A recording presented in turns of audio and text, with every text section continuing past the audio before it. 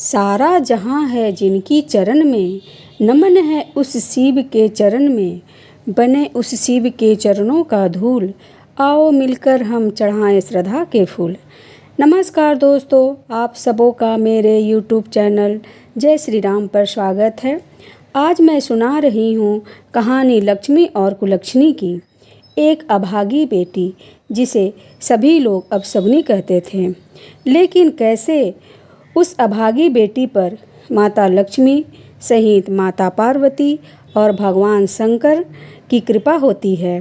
कैसे उसका अंधा पति ठीक हो जाता है और उसे दिखने लगता है।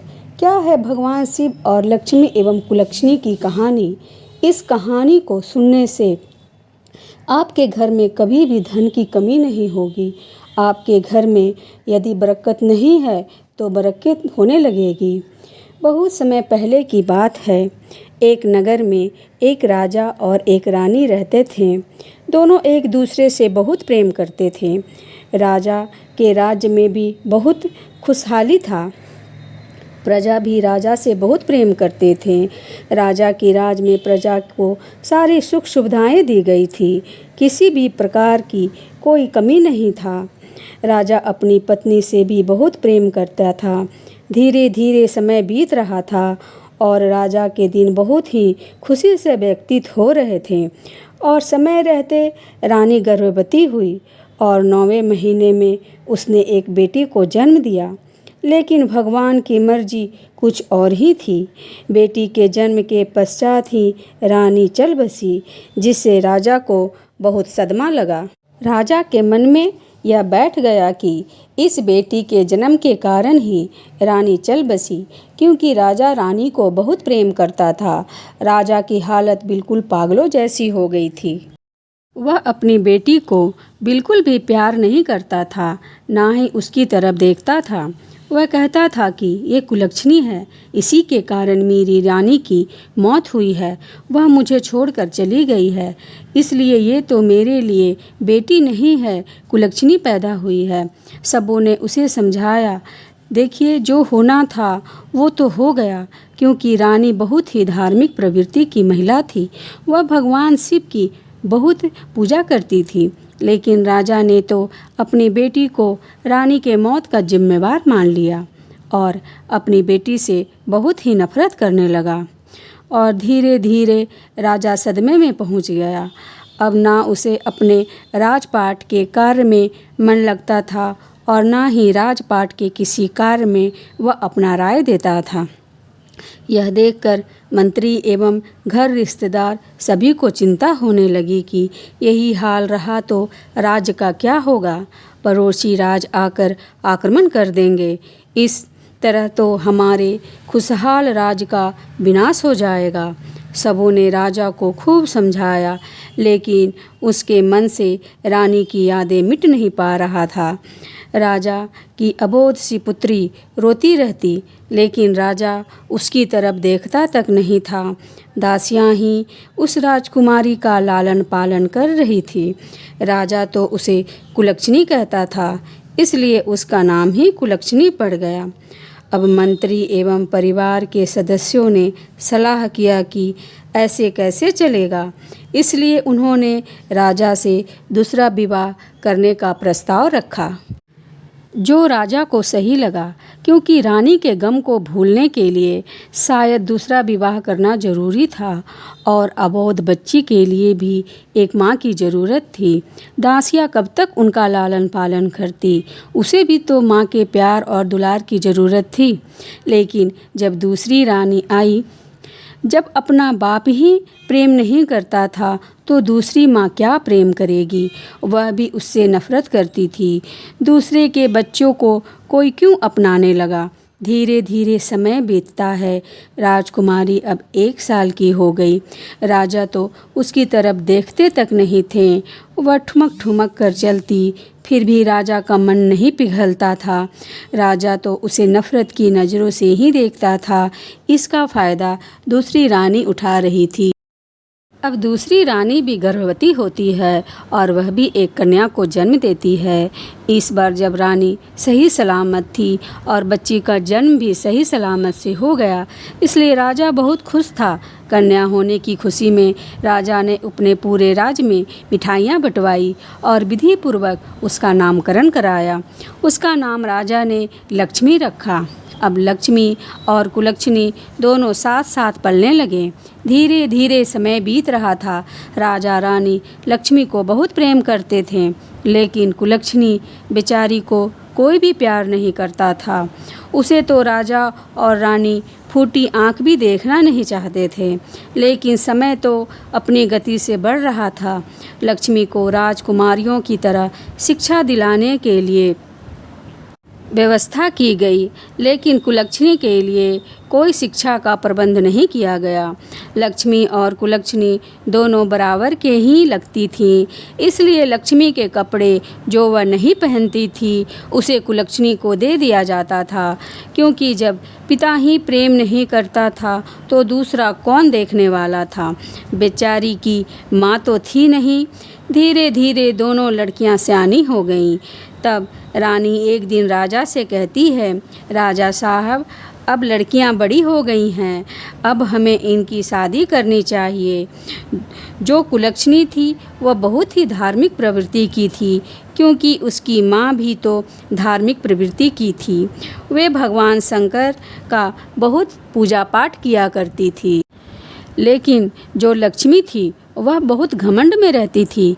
उसे तो घमंड था कि वह एक राजकुमारी है, उसके पास तो माँ और बाप दोनों का प्यार है। लेकिन बेचारी कुलक्षणी, कहते हैं जिस बच्चे का माता पिता का प्यार नहीं मिलता है वह कुछ ज़्यादा ही होशियार होते हैं। कुलक्षणी बहुत ही समझदार थी। वह कभी भी किसी को जवाब नहीं देती थी, लेकिन महल के लोग उससे बहुत हमदर्दी रखते थे।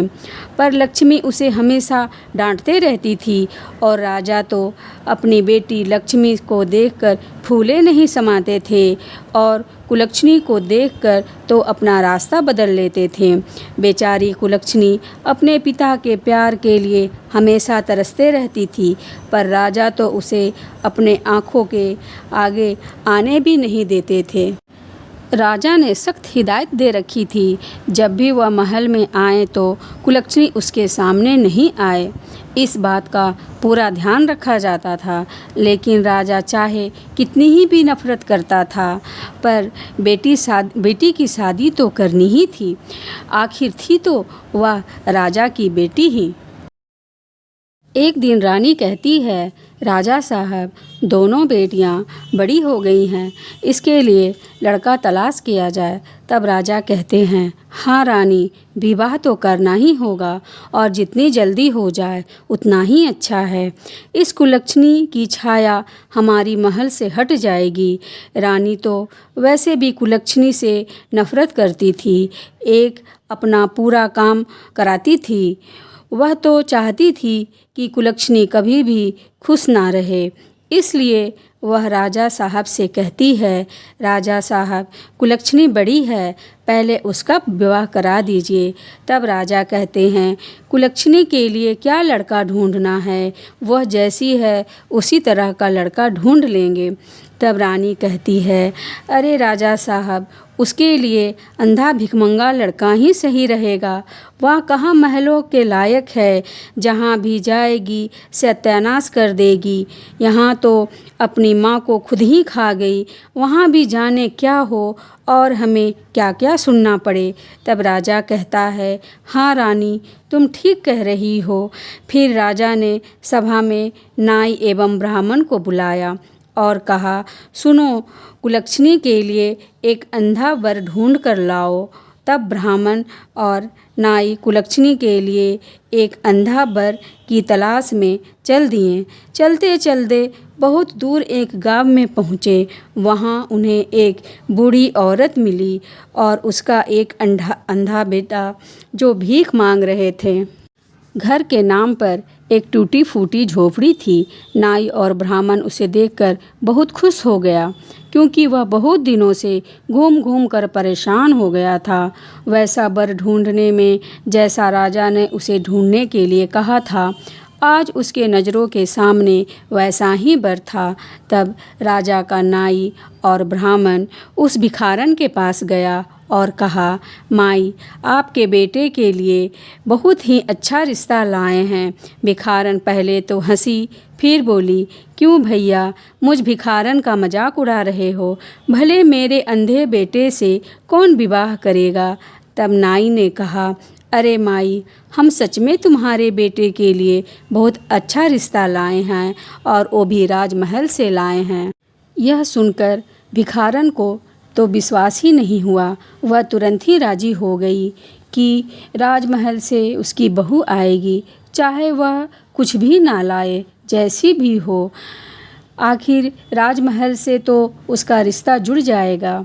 फिर उस अंधे भिखारी के साथ रिश्ता तय कर ब्राह्मण और नाई राजमहल लौट आए और राजा को सारी बात बताई।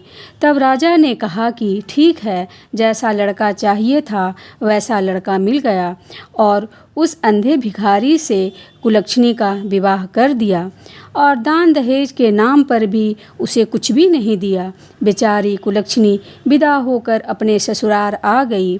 जब आई तो देखा कि यहाँ तो एक टूटी फूटी झोपड़ी थी, बैठने का भी कोई ठिकाना नहीं था, कुछ भी था जैसे भी रहती थी, आखिर थी तो वो एक राजकुमारी ही। ये सब देखकर वह दुखी हुई और भगवान शिव से कहने लगी, हे भोलेनाथ, आप मेरी कैसी परीक्षा ले रहे हो? आप पति मिला वो भी अंधा, जीवन साथी अगर सही होता तो कमाकर भी कुछ कर लेती, लेकिन अब तो जो भी है मेरा पति ही है, वो जैसा भी है वो ही मेरा सब कुछ है। अब वह मुझे जिस भी रूप में मिला है, मैं उसका हमेशा साथ निभाऊंगी। फिर अपने सासू माँ से कहती है कि माँ जी, जो भी घर में सामान है वह खाना बनाने के लिए दीजिए, क्योंकि उसके सास और पति भीख मांगते थे। जो भी 2 पैसा आता था उसी से उनका घर चलता था, और कई बार तो उन्हें भूखा ही सोना पड़ता था। लेकिन कुलक्षणी ने उसे जो भी खोइछा में चावल मिला था उससे खाना बनाती है, और अपनी सास एवं अपने पति को खाना खिलाया, और जो थोड़ा सा बचा उसे खुद खाया, और भोलेनाथ की मर्जी मानकर उनके साथ बहुत ही प्रेम से रहने लगी, एवं सास और अपने पति की सेवा करने लगी, और उसी में खुशी तलाशने की कोशिश की। और उधर अब रानी कहने लगी, राजा साहब, कुलक्षणी का तो विवाह हो गया, उससे तो हम छुटकारा पा चुके हैं। अब हमारी लक्ष्मी बिटिया के लिए भी कोई अच्छा सा वर ढूंढ दीजिए। तब फिर राजा ने अपने नाई और ब्राह्मण को बुलाया और कहा, एक बड़ा राज्य के राजकुमार के बारे में पता करके हमारी लक्ष्मी बिटिया का विवाह तय करना है। तब नाई और ब्राह्मण लक्ष्मी के लिए एक वर ढूंढने चल दिए और एक चक्रवर्ती राजा के पास पहुँचे। वह राजकुमार राजा का एक ही बेटा था, और वह भी अब चक्रवर्ती राजा बनने वाला था। लक्ष्मी भी बहुत ही खूबसूरत थी। तब नाई और ब्राह्मण ने लक्ष्मी का विवाह उस राजकुमार से तय कर दिया। फिर समय से बारात आई। राजा ने बहुत ही धूमधाम से खूब दान दहेज देकर लक्ष्मी का विवाह कर दिया, और लक्ष्मी को बहुत शानो शौकत से विदा किया। बेचारी कुलक्षणी जैसे तैसे अपना दिन काट रही थी, और लक्ष्मी तो रानी बनकर आई और पूरे शान शौकत से ही रह रही थी। उधर उसे माँ बाप के रूप में राजा रानी का प्यार मिला, और इधर चक्रवर्ती राजा के रूप में रानी के रूप में। उधर कुलक्षणी की सासू माँ एक दिन कुछ पैसा भीख मांग कर लाई, तो वह कहने लगी, माँ जी, ये भीख मांगना मुझे बिल्कुल अच्छा नहीं लगता, इससे अच्छा है कि हम कोई काम कर लें। तब उसकी सास कहती है, बेटी, तुम्हें तो सब कुलक्षणी कहते हैं, पर तुम तो मेरे घर की लक्ष्मी है। तू जो कहेगी उसे ही मैं मान लूँगी। तब कुलक्षणी कहती है, माँ जी, इस पैसे से मैं कुछ खरबूजे खरीद कर लाती हूँ। गर्मी का मौसम है, इस मौसम में तरबूजे और खरबूजे बहुत बिकते हैं। उसे बेचूँगी और उससे अपना गुजारा करेंगे। कम से कम हम अपने आत्मसम्मान से तो रहेंगे। आप लोग भीख मांगते हैं, मुझे बिल्कुल अच्छा नहीं लगता है। आप भीख मांगने जाती हो, 10 लोग आपको ठुकराते हैं, कोई एक जन आपको तरस खाकर भीख देता है। यह मुझसे देखा नहीं जाता कि कोई भी आपका अपमान करे। इसलिए अब आप घर पर रहो और मैं अब से तरकारी और भाजी बेचने जाया करूँगी। तब उसकी सासू माँ कहती है, बेटी तुम नई नई हो, तुम कहाँ जाओगी? तब कुलक्षणी बोली, नहीं माँ जी, मैं चली जाऊँगी। फिर उसकी सासू माँ बोली, ठीक है। जो थोड़े से पैसे थे उसका उसने एक डलिया ली और उसमें तरबूजे और खरबूजे ले चली। वहाँ जंगल के रास्ते में एक मंदिर था। वह मंदिर के पास जाकर बैठ गई। बहुत ताज़े ताज़े खरबूजे और तरबूजे थे। वैसे भी गर्मियों में तरबूजे और खरबूजे लोगों को बहुत पसंद आते हैं, इसलिए हाथों हाथ कुलक्षणी के खरबूजे और तरबूजे बिक गए। उसने सारे बेच दिए। अब उसके पास सिर्फ 2 खरबूजे बचे। उसी समय संजोग से भगवान शिव एवं माता पार्वती उसी रास्ते से गुजर रहे थे। तब माता पार्वती कहने लगी, देखो शंकर जी, खरबूजे की महक यहाँ तक आ रही है, मुझे तो खरबूजे खाना है। तब शंकर जी कहते हैं, अरे पार्वती, तुम भी किस चक्कर में पड़ती हो? चलो कैलाश चलते हैं। तभी तो तुमने कहा था कि मुझे पृथ्वी पर भ्रमण करना है और मैं तुम्हें घुमाने के लिए ले आया। फिर अब यह क्या रट लगा रही हो तुम पर? यह कहते हैं ना कि जो नारी का हट होता है वह मनवा कर ही रहती है। इसी तरह माता पार्वती ने भी हट करते हुए कहती हैं, नहीं, मुझे उसी रास्ते से जाना है। उधर से खरबूजे की बहुत अच्छी महक आ रही है। वो देखिए कितनी ताज़ी खरबूजे हैं, और वो तो आपकी बहुत बड़ी भक्त भी है। तब माता पार्वती और भोलेनाथ एक बूढ़े बुढ़िया का भेष बदल कर पहुँच गए कुलक्षणी के पास। कुलक्षणी के पास 2 खरबूजे थे। उन्होंने अपना भेष एक बहुत ही गरीब भिखारी, जो फटे चिटे कपड़े, बाल बिखरे हुए एवं वे बड़े गंदे संदे दिख रहे थे, वे कुलक्षणी के पास जाकर कहते हैं, बिटिया, हमें बहुत भूख लगी है, क्या हमें खाने के लिए कुछ खरबूजा मिलेगा? तब कुलक्षणी बोली, हाँ माई, आप उधर छाया में बैठ जाओ, बहुत गर्मी है। फिर उसने माता पार्वती एवं भोले बाबा बने उस बूढ़े एवं बुढ़िया को पानी पिलाया और उन्हें आराम से बिठाया। फिर जो 2 खरबूजे उसके पास बचे थे उन्हें खाने के लिए दिया।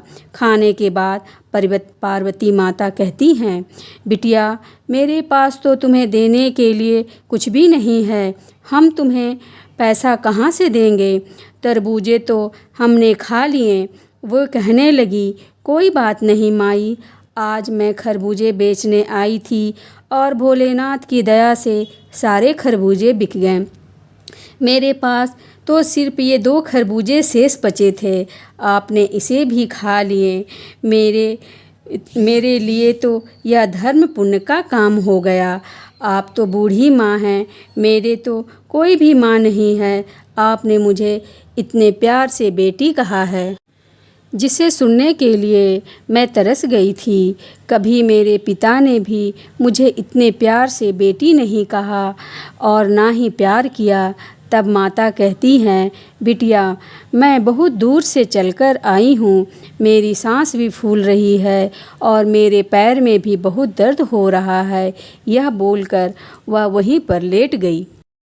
तब कुलक्षणी ने देखा बूढ़ी माई बहुत थक गई है। उसे क्या पता था कि ये माई और बूढ़े बाबा माता पार्वती और महादेव हैं। वह कहती है, माई लाओ मैं तेरे पैर दबा देती हूँ। और वह बहुत प्रेम से उन्हें बूढ़ी माई का पैर दबाने लगती है। ठंडी ठंडी हवा चल रही थी। मैया को नींद आ गई। जब उसे नींद आ गया तो कुलक्षणी ने अपने आंचल से मैया के मुंह पर हवा करने लगी ताकि मक्खी मच्छर उन्हें परेशान ना करे। और भोले बाबा भी उधर लेट गए। जब मैया की आंखें खुली तो वह बहुत खुश हुई और कहा, बिटिया तुमने तो हमारी बहुत सेवा की है, पर हमारे पास तुम्हें देने के लिए कुछ नहीं है। तब कुलक्षणी कहती है, कोई बात नहीं मैया, मेरी कोई माँ नहीं है। आपकी सेवा करके मुझे ऐसा लगा कि आप मेरी माँ हो। तब वह कहती है, अच्छा बिटिया अब मैं चलती हूँ। फिर चलते हुए माता पार्वती भोले बाबा से कहती है, सुनिए, आपकी झोली में अगर कुछ है तो इस बेचारी बिटिया को दे दो। अब भोले बाबा कहने लगे, मेरे पास क्या है? तब मैया कहती है, वो भभूति निकाल कर दे दीजिए। भोले बाबा की झोली में तो सिर्फ भांग धतुरा या भभूति ही होती है। माता ने भभूति निकाल कर कुलक्षणी को दे दी। वह बहुत खुश हुई। उसने आंचल पसार कर भभूति ले ली और खुशी खुशी अपने घर चल दी। और घर पहुंचकर अपनी सासू माँ से कहने लगी, माँ, आज एक बूढ़ी माँ और बाबा की सेवा करके मुझे बहुत ही आनंद मिला। और देखो मेरे आज की कमाई, आज मेरे सारे खरबूजे और तरबूजे बिक गए। अब आपको और उनको जो उसका पति था भीख मांगने की ज़रूरत नहीं है। अब हम मेहनत से काम करेंगे और भोले बाबा की कृपा रही तो हम भी सम्मान की ज़िंदगी जिएंगे। हमें भीख नहीं मांगना। उसकी सास कहती है, बेटी तुम जैसी बहू पाकर मैं निहाल हो गई। मैंने तो कभी सोचा भी नहीं था कि मेरा बेटा का कभी विवाह भी होगा, पर मुझे नहीं पता था कि मेरे बेटे के नसीब में इतनी संस्कारी बहू लिखी थी। मैं तो भगवान की बहुत ही ऋणी हूँ कि मुझे तुम जैसी बहू मिली है। तब कहने लगी, माँ, आज एक बूढ़ी माई और बाबा आए थे। उन्होंने मुझे यह भभूति दिए हैं, मैं इसका क्या करूँ?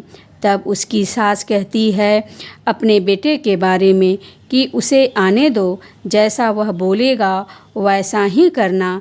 जब उसका पति आया तो वह बोली, सुनिए, आज मुझे एक बूढ़े बाबा और माई मिले थे। उन्होंने मुझे यह भभूति दिए हैं, मैं इसका क्या करूं? तब उसका पति कहता है, सुनो, एक काम करो, घर के चारों कोनों में इसे भुरक दो और कुछ संदूक में रख दो, कुछ घर में छिटक दो और जो बचे उसे हमारे तुलसी के गमले में डाल दो। तब उसने कहा, ठीक है। फिर कुलक्षणी ने देखा कि अब शाम तो हो ही गई है। उसने घर के चारों कोनों में भभूति को छिड़क दिया, कुछ संदूक में रख दिया और जो बचा उसे तुलसी माँ के गमले में डाल दिया। फिर रात का खाना बनाई, फिर अपनी सासू माँ एवं पति को खिलाया, फिर खुद खाकर घर की साफ सफाई कर सो गई। जब सुबह उठती है तो देखती है कि उसकी झोपड़ी की जगह पर एक बहुत ही सुंदर महल बन गया है। चारों कोने हीरे मोती से चमक रहे हैं, धन का ढेर लगा हुआ है। यह देखकर तो उसे बहुत ही अचंभव हुआ। वह दौड़ी दौड़ी अपनी सास के पास पहुंची और कहने लगी अपनी सास से, माँ जी उठिए उठिए, माँ जी देखिए क्या चमत्कार हो गया। जब उसकी सासू माँ ने आंखें खुली तो वह अपना घर पहचान ही नहीं सकी। वह बोली, अरे बहू, क्या हम तेरे मायके में आ गए हैं? आज तक तो तेरे पिता ने कभी मुड़कर भी नहीं देखा और मैं तो सोई हुई थी, मैं यहाँ कैसे आ गई? तब कुलक्षणी कहती है, नहीं माँ जी, ये मेरे पिता का घर नहीं है, ये तो हमारा घर है। देखिए, लगता है कि हम पर भोले बाबा एवं माता पार्वती की कृपा हुई है। इन्हीं की कृपा से मेरे भाग बदल गए हैं। शायद वे बूढ़े बाबा और बूढ़ी माँ कोई और नहीं, साक्षात भोले बाबा एवं माता पार्वती थे, जिन्हें मैं पहचान नहीं पाई।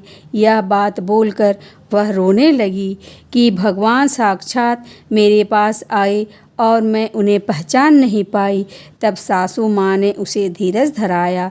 तभी उसके पति की आँख खुली और वह चिल्लाकर अपनी माँ को और कुलक्षणी से कहता है, देखो, मुझे सब कुछ दिख रहा है। अब मैं अंधा नहीं हूँ, देख पा रहा हूँ।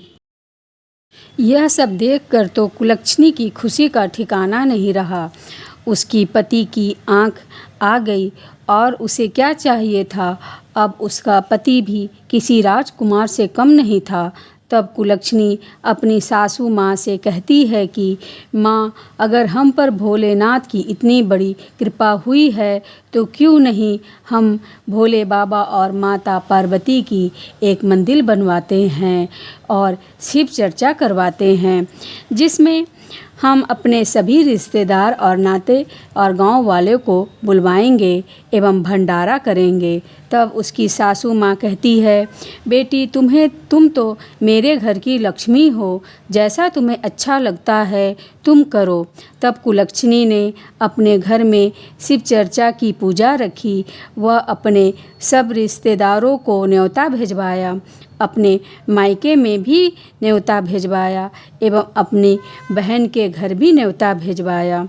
फिर सब उसके घर पर आए शिव चर्चा की कथा में, और राजा और रानी भी आए।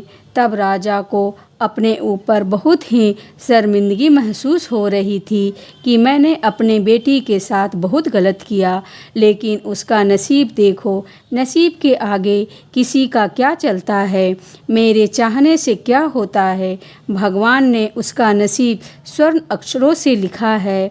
कुलक्षणी के पिता एवं सौतेली माँ को बहुत अफसोस था, क्योंकि जब कुलक्षणी और लक्ष्मी की शादी हो गई थी तब उसके बाद राजा को कोढ़ हो गया था और यह रोग ऐसा था कि ठीक नहीं हो रहा था, जिसके कारण उसका राजपाट भी खत्म होता जा रहा था।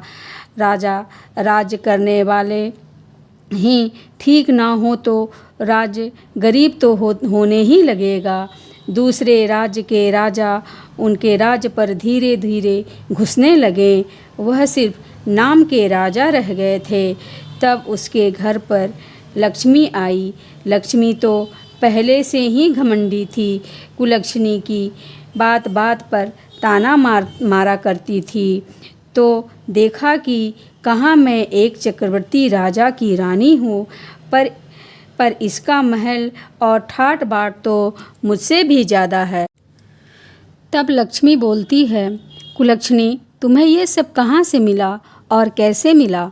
तब कुलक्षणी ने सारी बात अपनी बहन को बता दी। तब तो उसने मन में फिर से लालच समा गया। वह तो हमेशा से कुलक्षणी को अपने से नीचा दिखाना चाहती थी। वह तो चाहती थी कि कभी भी कुलक्षणी उससे ऊपर हो ही नहीं सकती। लेकिन जिसके सर पर भोलेनाथ का हाथ हो, भला उसे कौन रोक सकता है। किसे ऊपर उठाना है और किसे गिराना है, ये सब तो भोले बाबा के हाथ में ही है। कुलक्षणी से सारी बातें सुनने के बाद लक्ष्मी भी अपने पति से कहती है, सुनो जी, मैं भी खरबूजे बेचने जाऊंगी। तब चक्रवर्ती राजा कहते हैं, हमारे राज्य में किसी प्रकार की कोई कमी नहीं, तुम्हें भी किसी प्रकार का कोई तकलीफ नहीं है। अरे वो तो तेरी बहन इतनी गरीब थी, उसकी सच्ची भक्ति एवं श्रद्धा देखकर भगवान ने उस पर अपनी कृपा की है। तुम क्यों उसे देखकर जल भून रही हो। तुम्हारे पास किस चीज़ की कमी है। पर लक्ष्मी नहीं मानी। वह बोली, नहीं जी, मुझे तो खरबूजा बेचने जाना है।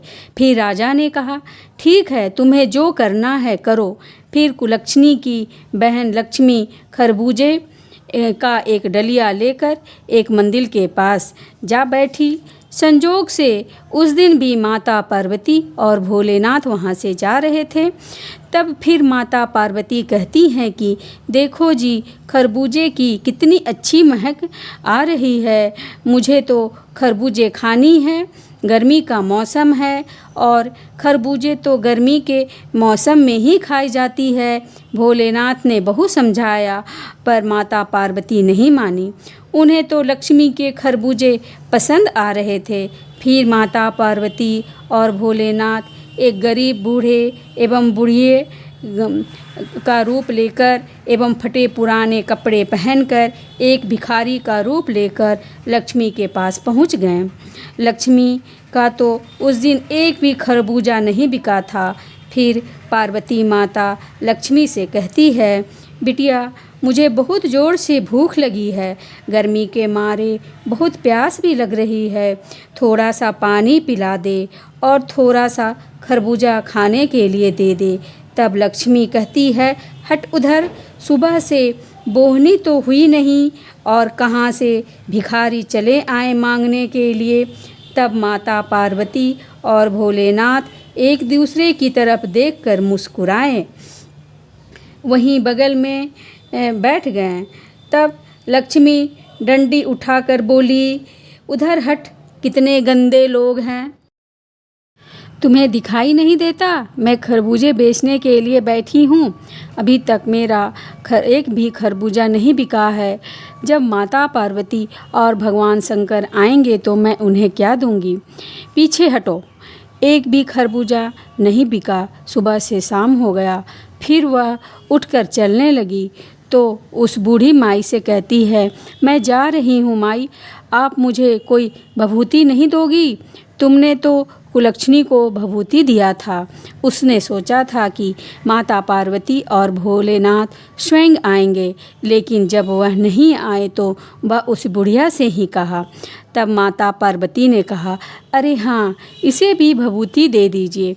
माता ने भोलेनाथ से कहा, वो अपने थैले से भभूति निकालकर लक्ष्मी को दे देते हैं और वह खुशी खुशी भभूति लेकर अपने घर आ जाती है और आकर अपने पति से कहती है कि देखो मैं भभूति ले आई हूँ। और उसने सारे घर में छिड़क दिया और खाना खाकर सो गई। उसे तो रात को नींद भी नहीं आई। वह सोचती रही कि सुबह उठूंगी तो पूरे घर में हीरे मोती के ढेर लगे मिलेंगे। ये सब सोच सोच कर वह बहुत खुश हो रही थी। लेकिन जब वह सुबह उठी तो क्या देखती है कि उसके महल के जगह एक झोपड़ी बन गया है। चारों तरफ कीड़े मकोड़े भिन भिना रहे थे। अब तो लक्ष्मी सर पकड़कर रोने लगी और कुलक्षणी को कोसने लगी और कहने लगी, हे भगवान, आपने यह क्या कर दिया। तब उसका पति उसे समझाने लगा, देखो लक्ष्मी, तुमने ये सब लालच में आकर किया, पर तुम्हारी बहन दिल की बहुत अच्छी थी। तुमने उसके साथ अच्छा व्यवहार नहीं किया। भगवान ने उसकी नीयत एवं उसकी भक्ति देखकर उस पर कृपा किया है। तुमने अपने लालच के कारण जो भी तुम्हारे पास था वह भी खो दिया। इंसान के पास जितना होता है उसी में सब्र रखना चाहिए। उसके पति ने उसे खूब समझाया, लेकिन लक्ष्मी सारा दोष कुलक्षणी को ही दे रही थी और उसे कोसने लगी। उसकी काली छाया पड़ गई हम पर, इसीलिए ये सब हुआ। तब उसके पति ने उसे डांटा और कहा, लक्ष्मी अभी भी सुधर जाओ। फिर यह खबर उसके मायके गई। जब उसके बीमार पिता एवं माँ जैसे तैसे उसके पास आए, तब लक्ष्मी ने कहा, दूर हटो, मुझे ऐसे माता पिता की ज़रूरत नहीं है जो कोढ़ हो। वे दोनों तो अपनी बेटी की तकलीफ़ में उससे मिलने आए थे, लेकिन लक्ष्मी ने उन्हें झटक दिया। जब यह बात कुलक्षणी को पता चला कि उसके माता पिता भी दर दर के भिखारी हो गए हैं और उसकी बहन का भी राजपाट सब नष्ट हो गया है, तब कुलक्षणी अपने पति के साथ आई और अपना आधा धन देकर अपनी बहन का राजपाट बसाया और अपने माता पिता को अपने साथ ले गई और उनकी बहुत सेवा की। कुलक्षणी के भगवान के श्रद्धा और पूजा से उनके माता पिता बिल्कुल ठीक हो जाते हैं और फिर उन्हें अपनी गलती का एहसास होता है कि जिसे वह कुलक्षणी समझ रहे थे वो तो लक्ष्मी थी। वह अपनी गलती के लिए भोले बाबा से, भोलेनाथ से प्रार्थना करने लगे, माफ़ी मांगने लगे। फिर धीरे धीरे उनका राजपाट भी मिल जाता है और अब कुलक्षणी को भी अपने घर बुलाने लगे। एक बेटी की तरह बहुत प्यार और सम्मान देने लगे। हे भोले बाबा, जैसे कुलक्षणी को मायके मिला, मान सम्मान मिला, उसी तरह जो बहनें यहाँ कथा सुन रही है उसे अपने मायके में मान सम्मान एवं ससुराल में धन धान और अच्छा परिवार मिले, उनकी सभी मनोकामनाएं पूरी हो। बहनों, जो यह कहानी सुन रहे हैं और जो कह रहे हैं उन सभी की मनोकामनाएं पूरी करेंगे भोलेनाथ। जय श्री राम।